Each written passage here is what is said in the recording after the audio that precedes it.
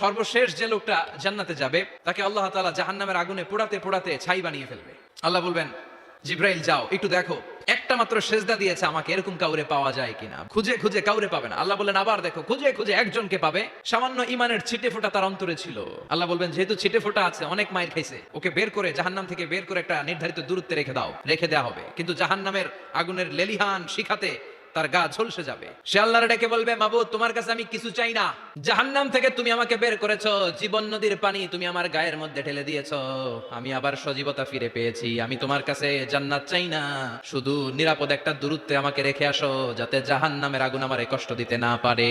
আল্লাহ জিব্রাইলকে বলবেন যাও এমন দূরত্বে রাখো যাতে জাহান্নামের আগুন ওরে কষ্ট না দেয়। রেখে আসা হবে। অনেকদিন সে ওখানে আনন্দে থাকবে, আল্লাহ শুকরিয়া করবে, সে মনে মনে বলবে বেঁচে গিয়েছি আমি। অনেকদিন থাকার পরে মনে মনে ভাববে বাইসা তো গেছি, কিন্তু নতুন করে একটু ট্রাই করে দেখি। আল্লাহ আগেই বলে রাখে আমি কিন্তু জান্নাতে যেতে চাই না। আল্লাহ বলবেন কি চাও? সে বলবে আল্লাহ তোমার জান্নাতটা তুমি কত সুন্দর করে বানিয়েছো, আমি একটা নজর শুধু দেখতে চাই, জান্নাতের দরজার সামনে নিয়ে যদি আমারে বসিয়ে রাখো দ্যাটস ইনাফ। আল্লাহ বললেন তুই না ওয়াদা করেছিস। সে বলবে আল্লাহ আমারে হতভাগা বানাইয়া তোমার কি লাভ? সুবহানাল্লাহ পড়ে, আমারে তুমি হতভাগা বানিও না। আল্লাহ বলে ঠিক আছে, আবার সিগনেচার কর, যে জান্নাতের দরজার সামনে বসিয়ে দিলে আর কিছু চাবি না। সে সিগনেচার করে বলে আমি চাবো না।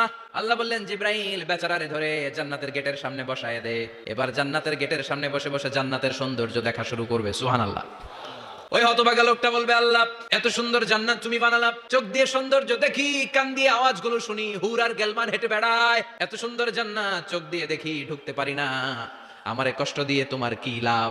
ও আল্লাহ আমারে তুমি মাফ করে দাও, জান্নাতের চিপার মধ্যে এক কর্নারে তুমি একটু আমারে জায়গা করে দাও। আল্লাহ বলবেন ওয়াই হাক ইবনা আদম, তোর ধ্বংস হোক হে আদম জাত, মা আগদারাকা, তোর চেয়ে বড় গাদ্দার আমি আমার সৃষ্টিকুলে কাউরে দেখি নাই, কারণ তুই আমার সাথে চুক্তি করিস আর চুক্তি ভঙ্গ করিস। আল্লাহর রহমতের দরিয়ায় তখন জোশ খেলে যাবে, ওর আকুতি মিনতি চাহনি আল্লাহর রহমতের দরিয়ার মধ্যে জোশ লাগিয়ে দিবে, আল্লাহর দয়া হয়ে যাবে, মায়া হয়ে যাবে।